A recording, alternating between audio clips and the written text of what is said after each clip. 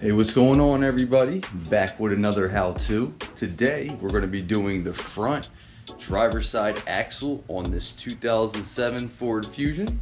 Now this is going to fall in line with any first gen Fusion, which is 2006 to 2012. So let's get into it now, guys. All right, so the first thing, of course, is going to be getting the wheel off. So these lug nuts are a 19 mil. Just be careful because these Ford capped lug nuts, they actually have a cap over an open style lug nut, and sometimes they can swell up and go bad. So just be careful with these. They're prone to going bad. As you can see, we already got one new one on this one. So just be careful, and you should be able to get them off if you need to with a torch. So I've already done these a few times already, so these should come right off, as you can see. And let's go ahead and get the rest of these off and get the wheel off. All right, so we got the wheel off. Now this is actually my neighbor's vehicle. I service it for him.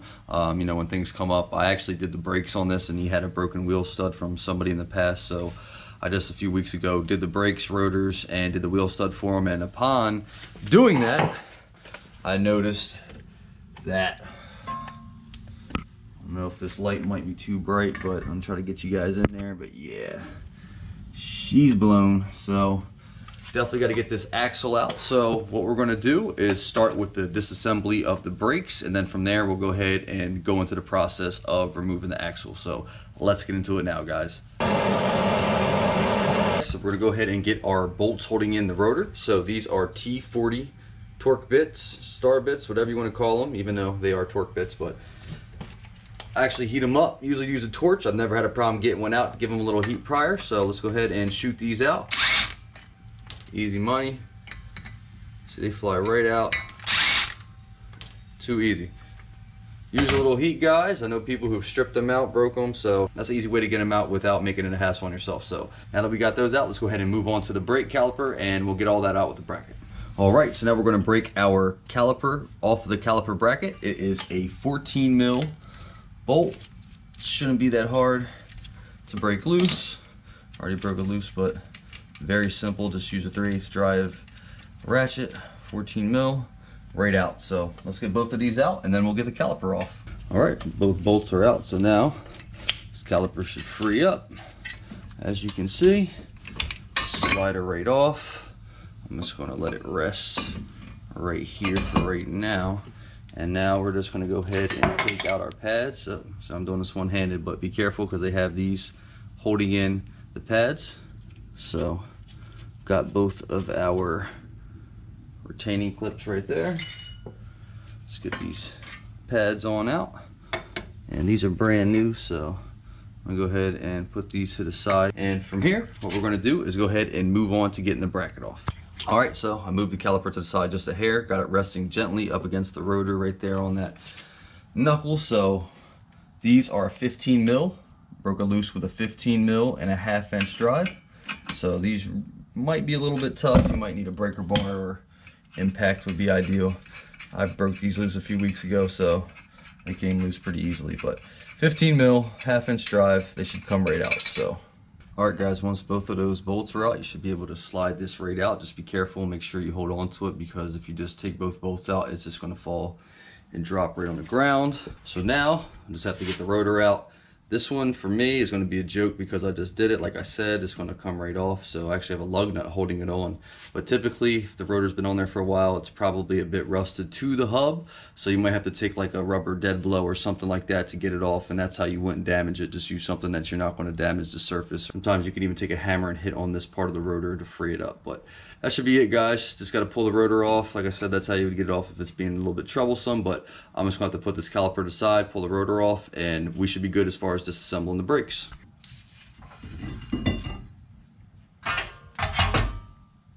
All right, so you can see we got the entire brake assembly done. We got the rotor off, the caliper bracket, pads, caliper, all gone. Just got the caliper resting right here right now, which is going to have to move in the near future. But first thing we're going to do from here is we're going to go ahead and get that axle nut off. This is a 32 millimeter, and I'm going to start by hitting it with a torch just to make this easy.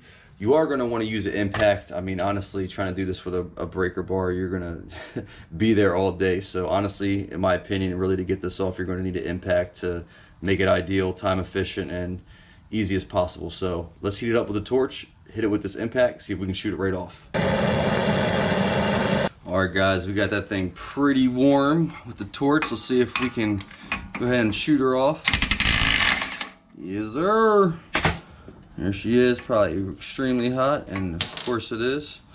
But we got that off, guys. On to the next step. Alright guys, next move here, we're going to get the tie rod off. So this has a cotter pin holding it in. We're going to go ahead and release the cotter pin and remove it with these cutter snips right here. And then from there, we'll go ahead and adjust the bolt and knock this thing out of the knuckle.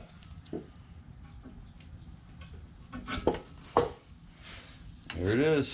Alright, so got the cotter pin out. So this is a 18 mil. Alright, I'm going to go ahead and hit that with an impact, and we should be able to blast that thing right off of there. There it goes.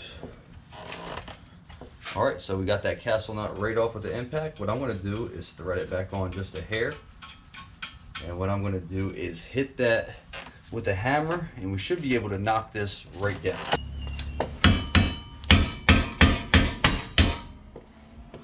There it is. I don't really like all that hitting on the side. I feel like it can accidentally hit this, damage it, and you know, if you could get away with doing it this way, I would do it that way. Alright, so tie rod is free. Alright guys, so now we got the tie rod free. We're going to go ahead and move on to the upper ball joint. So once we pull this back, it should allow us to move the caliper. We can route it behind this and leave it over here to rest for the rest of the job so it's out of our way. Alright, so this one we're actually getting a 17 on, so 17 mil on this upper ball joint there. Alright, so I'm going to go ahead and see if I can fit an impact in here real quick. Let me try it. Alright guys, I just finagled this impact in here, barely got it with this adapter to a 3/8 with the 17, so got it just enough to break it loose. Now I'm just going to take a socket wrench and back the rest of this guy off. Yep.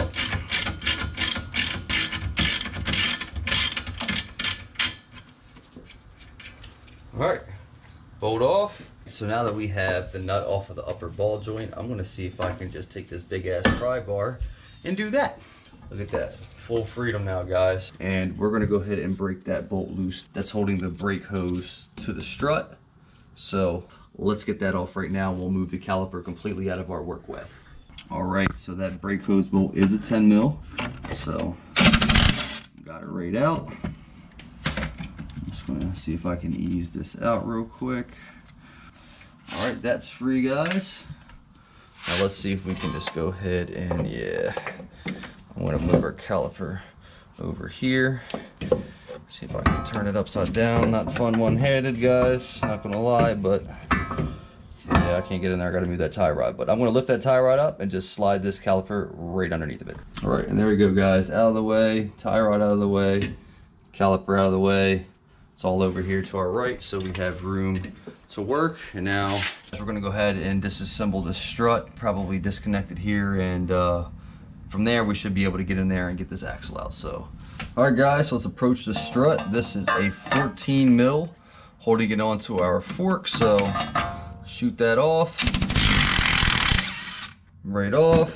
Should release all that tension that's holding the fork onto the strut. And then from there, we're going to go ahead and loosen up the lower strut mount as well. So we got the upper 14 mil off of the fork on the strut upper side. Now we're just going to go to the lower side where it's mounting to this arm, and this is a 15. So take an impact, get her on in there. Trying to keep my arm out of the way of the camera, but not always the easiest thing there. Alright guys, we got that freed up. I just gotta wiggle it on out. Might even take a punch, but let me see, might be able to. She's coming out. Alright guys, so we got that lower fork loose, as you can see. She's moving.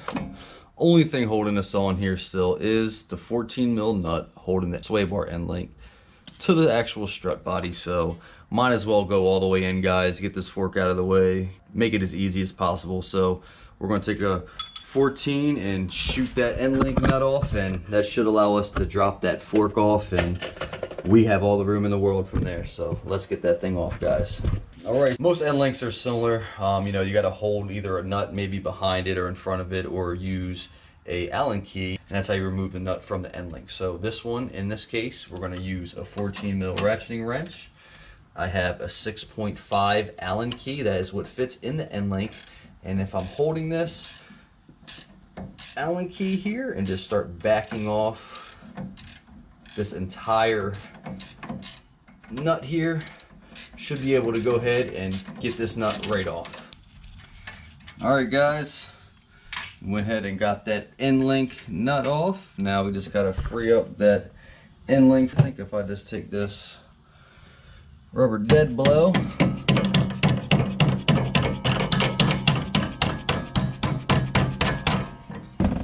crappy way to do it, but it worked. But we got that free, guys, and I'm just gonna go ahead and put this nut back on the end link here so know what's what. Now this whole lower fork here, oh yeah, should be very free. So we got a lot of playroom down here, guys. We're gonna go ahead and start attempting to get the rest of this axle out of the knuckle, and then we're gonna go ahead and move on to getting out of the transmission. So let's go ahead and get this axle out now, guys. All right, guys, I think I almost have this axle out of the knuckle here. Yep, gotta give it some bending, but she'll come off. Fork off now that the axle moved, so put our fork to the side, okay?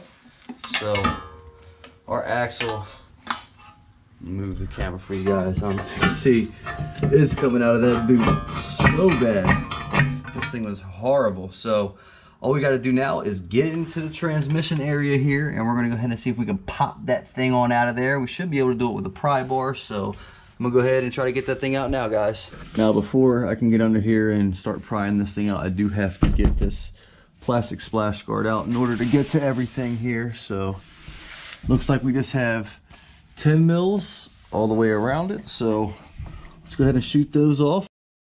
All right, got that cover off.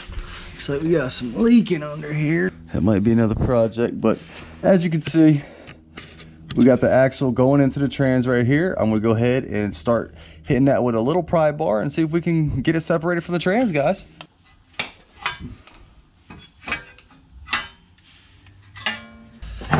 All right, so make sure you get a drain pan under there before you disconnect the axle. I was trying to separate it a bit before I did that, but it came flying out because I just hit it at the right angle and it came flying out. So you can get a pry bar in there and just slightly press it out of the transmission a hair before it starts spewing, but I just pressed it a bit too hard and all the fluid came flying out. So just make sure you put a drain pan under there. But we do have this free.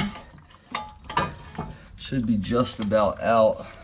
I think I might have to pry it out a little more, but I'm gonna let that transmission fluid finish draining out, and then from there we'll pry the rest of this thing out. Look what we have here, guys. Bye bye old axle. Man, this thing was hurting. See, we still got some fluid coming out, but next step here, guys, is I'm just gonna clean this up. Obviously there's a lot of grease, a lot of stuff from this being blown. So once that trans fluid finishes, you know, dripping itself out, I'm gonna go ahead and clean all that up, then clean all this grease and stuff up. I'm not gonna do it on camera because it's not really the most exciting thing, of course, but after that, we'll get into the installation. All right, guys, got everything all cleaned up here. Looking pretty good considering all the muck that was all over the place, but just use some brake cleaner, a bunch of paper towels, and essentially just kept wiping it away. So if yours looks like this or was this bad, it's pretty much all you have to do. So we're all cleaned up here. Now we have our new axles right over here. So I did go with the OEM Ford Motorcraft axle. This is a TX 508, so there you go. Went with the OEM one just to avoid any problems. I just wanted to slip in like a glove, and my customer whose car this is does like using OEM parts. He's a fan of Motorcraft, so I won't argue that. And there it is right there, guys. Got it right from Rock Auto, and let's go ahead and get this thing installed. All right, so got the axle here. I'm gonna go ahead and attempt to get this thing back in here, which is the fun part. So what I'm gonna do is I'm gonna start to slide this into position, but I'm gonna also drop our strut fork here over it to make it easy and get it on there before we have all this too tight into place and we can't get it back where we need to. So I'll go ahead and get that started in there. All right guys, I switched sides here for you just so you can get a little better view, but we got it started in there. Like I said, we got our fork on here. The easiest thing I can suggest to do is, sorry if I'm all up in the camera way, but is make sure you get it started with the splines, and then you have the snap ring, and that's what we're trying to get past and get into the transmission. So the huge reason why we disassembled all this is to get this axle into a perfect straight position so I can hold it right here, straight up, okay? And I'm going to just take this dead blow, get this thing in Harbor Freight, and I'm just gonna lightly tap it on in. So, giving us some blows, I can see and feel it going in.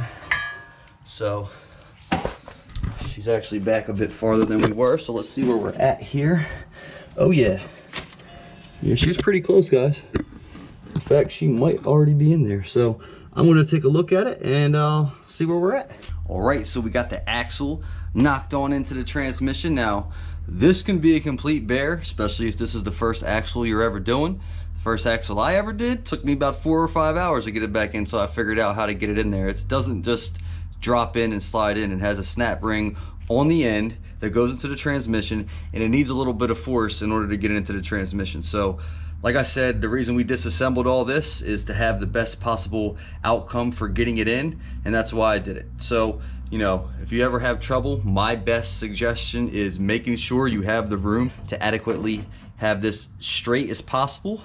You hold it like I was holding it, hit the end with a dead blow slowly with a rubber one to not damage anything, and it should start grabbing and going in. So that's my best suggestion. Get a straight angle, make sure it's perfectly even, and you might have to disassemble more stuff than you did to take it out in order to get that angle. So that's just my opinion. You know, done a few of these, so that's just my experience. But now we're going to go ahead and start putting all this back together, and it's everybody's favorite term. It's the opposite of removal. So lucky for you, I'm going to actually go ahead and walk you through everything though. So let's go ahead and get this back together, guys. All right, so let's get into the reassembly of this thing. Now we're going to go ahead and see if we can get our new axle into the knuckle in the hub. Looks like I just got it in. I'm going to go ahead and slide our fork back up. All right, so it's pretty much in the knuckle. I just got to get the splines to align here. Should be able to force it on in.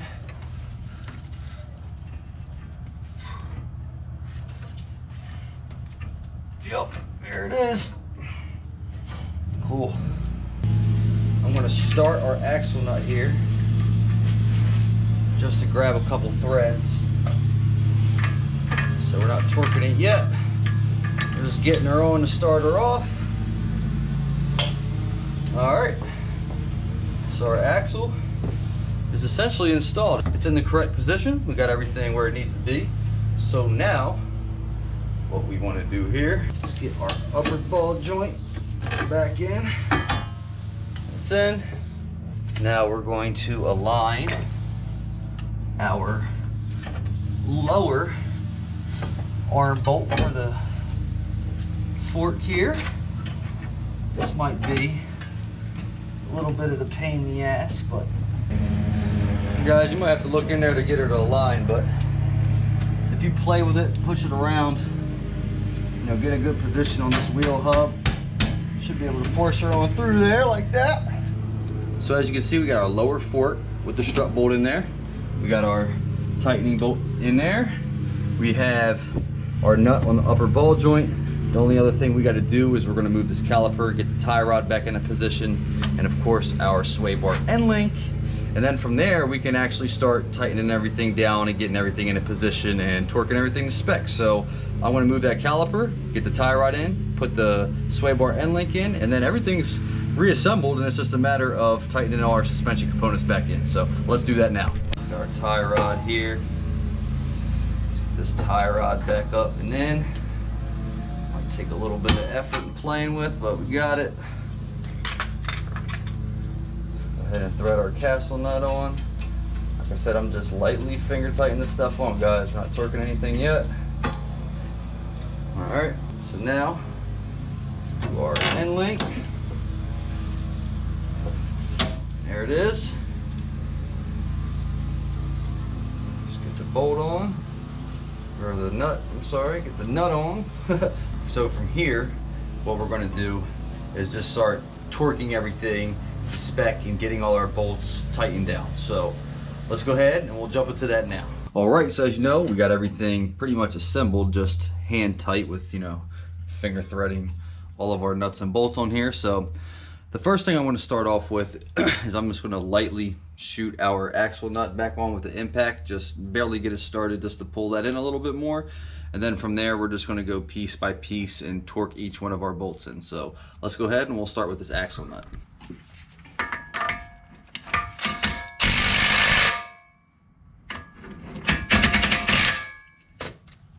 Alright, so we got that lightly shot back on there. We're going to go ahead and move on to our lower strut fork bolt, which is this right here. Now, make sure you have your other side on. This is what it's going to be screwing into. See me moving it? It actually has a little notch right there. So that's exactly where we want it to be positioned at. You're probably going to have to hold it a little bit when you start this, but the torque spec for this is 76 foot-pounds. Okay, for this bolt, 76 foot-pounds. So let's go ahead and get that torqued in. All right, so what I'm going to do is I'm going to hold our nut on that side lightly, and I'm just going to lightly shoot this in, and then I'm going to torque it. So what I'm doing is just getting it to get flush and essentially grab right there, okay? So got it in position. So now I can easily torque this to 76 foot-pounds. There it is, guys.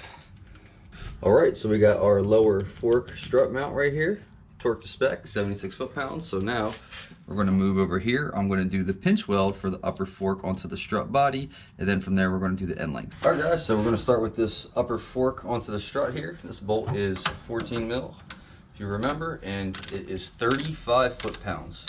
So I already lightly started it with a impact, and I'm just going to finish it off with our torque wrench to 35 foot-pounds. All right, guys, locked in, 35 foot-pounds. So now what we're going to do is go ahead and approach our end link here. So that should also be 14 mil. Let's get this on here.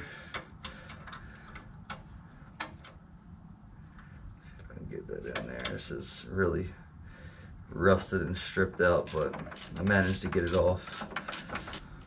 All right, so we got that back on there with the Allen key. I'm gonna see if I can get my torque wrench in there with an extension, and I'm gonna attempt to torque it to 30 foot-pounds, because that is the torque spec. I'm not stressing it if it's not torqued, but I would like to get it torqued. So let's just see if we can get that thing locked in at 30.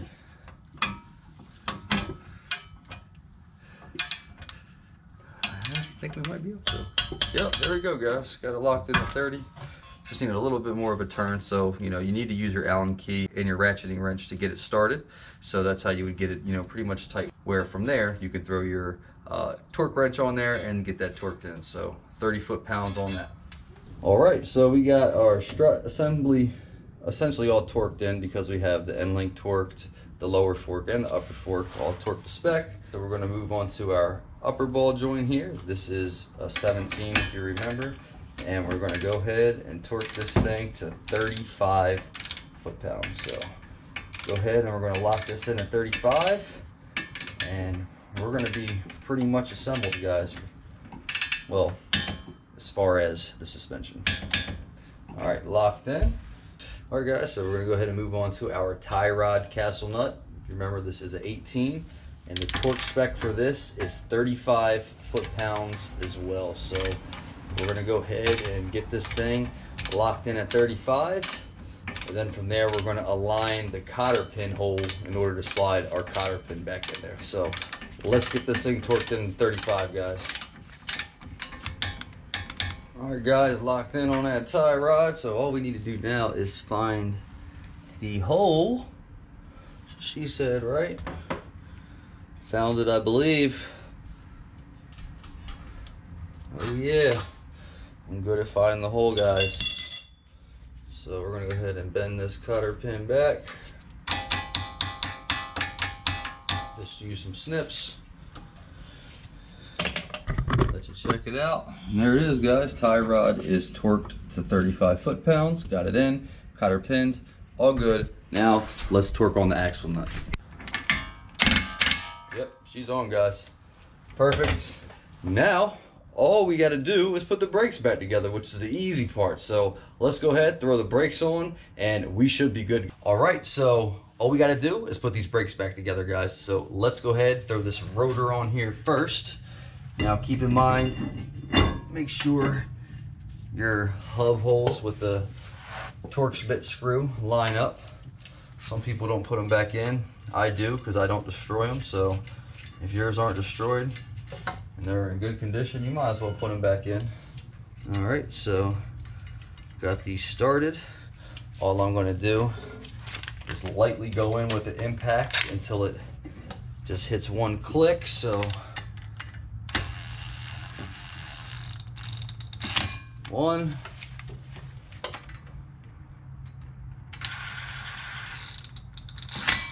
2.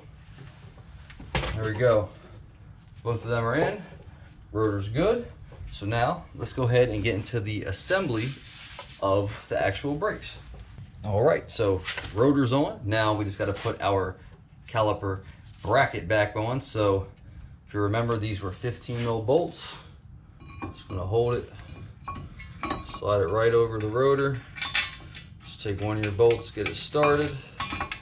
I'm just gonna finger thread both of these all the way down. All right, so let's get those torqued to spec. As we said, they are a 15 mil. So torque spec is 66 foot-pounds. So I'm gonna go ahead and get both of these locked in at 66 foot-pounds.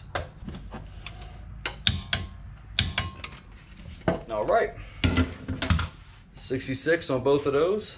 They're good. Caliper bracket is installed. So now all we have to do is get our pads back in and get the caliper on and torqued, and we're all but done, guys. Let's go ahead and get our pads right back in there. So if you don't have new rotors or pads, this would probably be a good time to do it, considering you are disassembling all of it. So like I said, I just did brakes on this, and that's why I knew that this was bad, because I did the brakes. But definitely would be ideal to get some new pads and rotors while you're already in here and you got all this disassembled. So all right, so we got our pads right back in there. So now the fun part is actually going to be putting these retaining clips back in and then putting the caliper on. So when you put these in, they're going to make the pads shoot out if you don't hold them. So there's little holes in the pads. Make sure you're holding the pads in place, because like I said, if you don't hold them, once you put these clips in the hole, it will cause the pads to go flying out of there. Can't really see in this one. There it is. All right, so what I want to do is, while I continuously hold these pads in place, take my caliper here, lightly start sliding it over it. So if you can see, my thumb is still engaged on those pads while I'm sliding it over, and then that allowed me to just slide the caliper right over it. All right, so from here, we're gonna go ahead and put our caliper bolts back into the bracket here, and then we'll torque these in and get them to spec. All right, guys, so our caliper mounting bolts are 19 foot-pounds, so not that tight at all. Got a 3/8 drive torque wrench, just gonna lightly get these in at 19. All right, both of our caliper mounting bolts are locked in at 19, so We have everything torqued to spec, guys. The last thing that needs to be torqued is the caliper brake hose. All right, guys, so last thing here is our caliper brake hose that mounts onto the strut. The 10 mil here, 17 foot-pounds. So let's go ahead and get that torqued in 17 foot-pounds, and we will officially have everything torqued to spec, and this job will be all but done. Reassembly will be complete, and the only thing we got to do is address the transmission fluid that we lost when we took the axle out. So let's go ahead and get this thing torqued in here. There it is, 17 foot-pounds, feels perfect.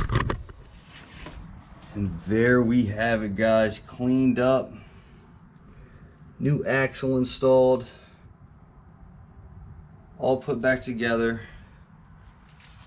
I think came out really clean in my opinion. Now, all we got to do is address the transmission fluid. All right, so reassembly is officially completed. We got everything torqued to spec, everything is good. Now, the one thing we do have left is we did lose a little bit of trans fluid. So we probably lost about a quart. Nothing crazy, but we did lose some, so we're gonna have to put it back. Now, I have the OEM owner's manual here. Now, if we're looking at it, this car in particular is a 07 2.3 liter 4-cylinder with the 5-speed. So what this is recommending is automatic transmission 5-speed, saying 7 quarts is, you know, the full capacity, and that is right here, the Motorcraft FN R5 automatic transmission fluid. That is the fluid that is recommended for this vehicle. Now, despite some misinformation on the internet, you can use Mercon 5. Even on Motorcraft's website, if you look here, it says that you can use this to replace FN R5, and there's the part number right there on this manual, and the part number obviously coincides with Motorcraft on the website. So this is perfectly fine to use Mercon 5. So what we're going to do is put 1 quart of Mercon 5 in there, and then we're going to use the owner's manual again just to ensure we have the correct level. So there it is, guys. We're going to go ahead, throw a quart in here, and then ensure we have the correct fluid level, and we should be all done.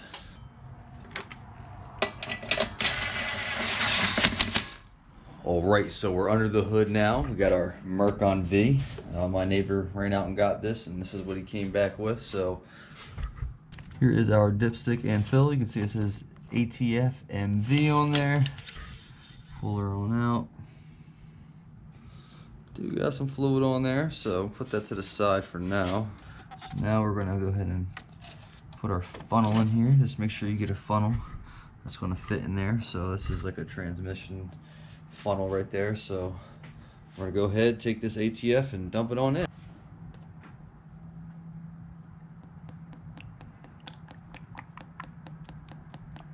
Alright, guys, so we got our 1 quart in there. So now we're going to take it to the owner's manual, and I'll show you how we get this fluid level correct. Alright, so we have our quart in the transmission. So now to check it, we'll take it to the owner's manual here. Now this is a 5-speed automatic like I mentioned. So what we need to do here is drive the vehicle for 20 miles until it reaches normal operating temperature, which we're probably not going to go that deep, but we are going to let it run for a little bit and take it around a few turns and around the block and stuff like that. Park the vehicle on a level surface, which we'll do. Then with the parking brake engaged, we're going to go through all the gears, make sure the flow is nice and moved around, and we're going to check it and make sure it's in our recommended area for spec right there. So we'll go ahead and check this out now, guys.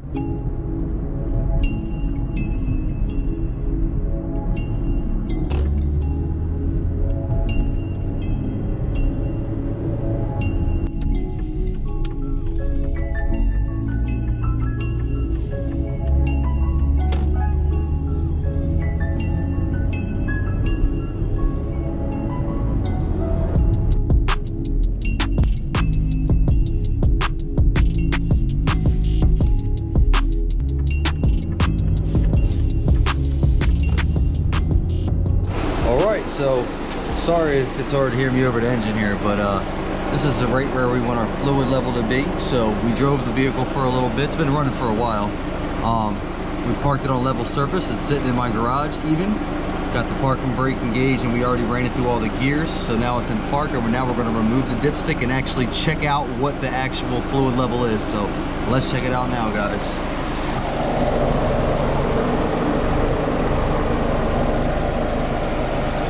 Definitely got fluid on it. I'm gonna go ahead and check it now. We wiped it off.